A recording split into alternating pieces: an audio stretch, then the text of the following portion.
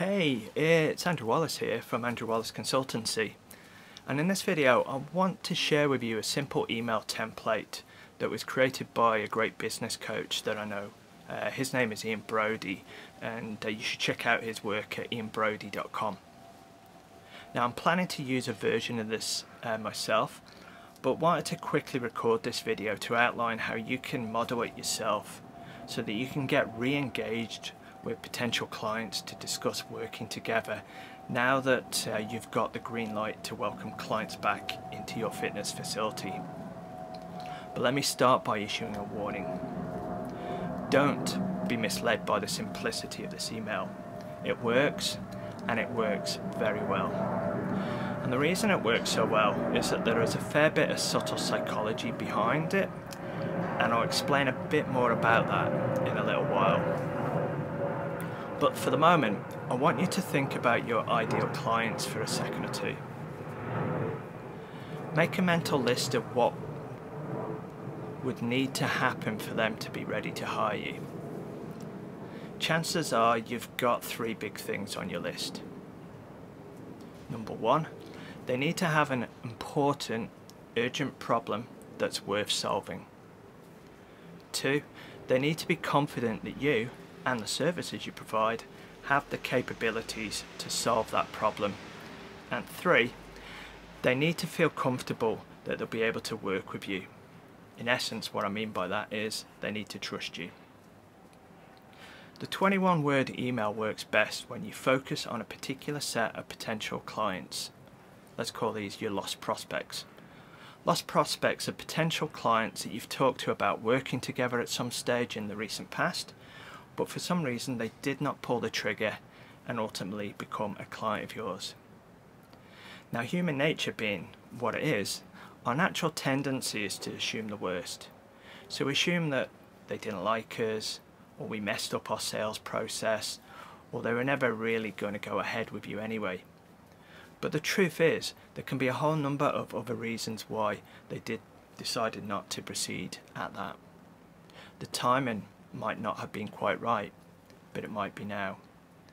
Or they didn't have the budget at the time, but they might have it now.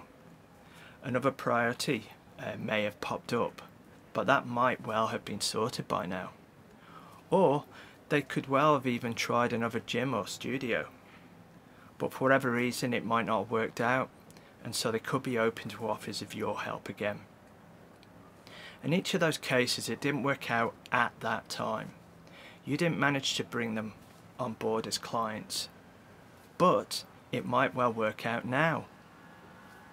If you think about those lost prospects, you already know they had a significant health or fitness problem that they wanted resolving.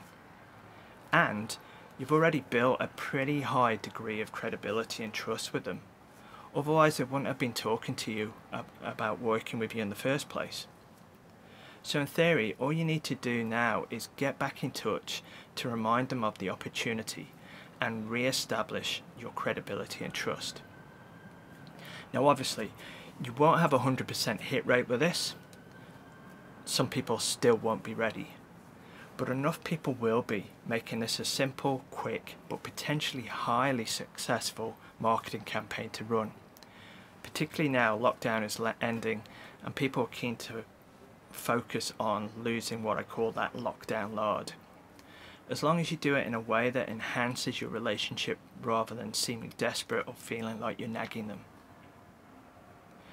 Because you want to ensure that they're still a great prospect for the future, even if they're not quite ready just yet. And that's what the 21-word email does. It's designed to highlight the opportunity to work together, build credibility and build goodwill for the future. So here it is. Your subject should be something simple, saying something like, "Thought you might find this useful." And the body would read, "Hi, first name. Are you still looking to X? Thought you might find this useful. Y. Would you like to Z?" And then finish with your signature. So let's break that down to see why it works. First, the subject line. You'll notice in that subject line, it isn't one of the clever internet marketing subject lines like "Hey" or "Bad news." Lost prospects are people you already know and you've already spoken to them about working together. They don't need tricking into opening an email. They open it because it's from you and they trust you. You want the email to feel like an email from a friend or trusted business colleague, sharing some useful information with them, and that's exactly what you're doing with this email. So I recommend you use a simple subject line like, "Thought you might find this useful." Now, in terms of the body of the email, I mentioned X, Y, and Z. So what did I mean by that? Well, essentially X is the area they want to improve when they contact you in the first place. Y is a link to a useful, relevant resource about that area. Ideally, that might be an original piece of content you craft, like a blog post, Facebook Live, or even a short video, much like this. Z is an easy step for them to take. Helps further the opportunity. So let me give you an example with a fictitious prospect, Mary. She's a 45-year-old mother who contacted you to help her lose weight before her daughter's wedding, but then the wedding got postponed because of the lockdown. So here's what that 21-word email to Mary might look like. Subject: thought you might find this useful. Body: hi Mary, are you still looking to drop a dress size in 30 days without the needs to cut carbs? I thought you might find this useful. And then gives a link, yourwebsite.com/drop a dress size article. Would you like to grab a coffee to discuss moving forward with this? ? Andrew. Now obviously the link should take them to a useful article or video you create that gives an overview of how to, in this instance, drop a dress size in 30 days. So why does this email work so well? Well, as I mentioned earlier, there's some subtle psychology at play. Firstly, you're leading with value by linking to a useful article or piece of content that's going to resonate with that person that you send the email to. This helps to strengthen the relationship you have with them because you're leading with value and it's not a direct sales pitch.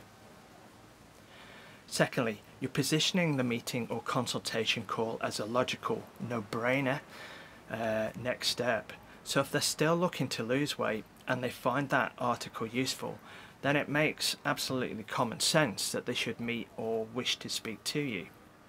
And thirdly, it's short and it's definitely non-salesy.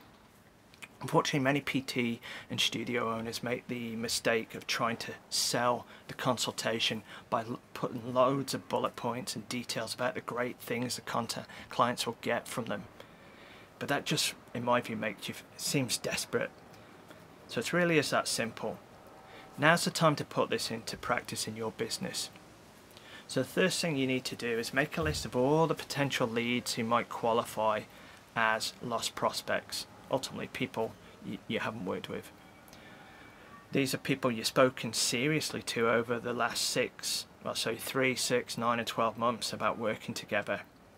Next, identify what their specific X, Y and Z were.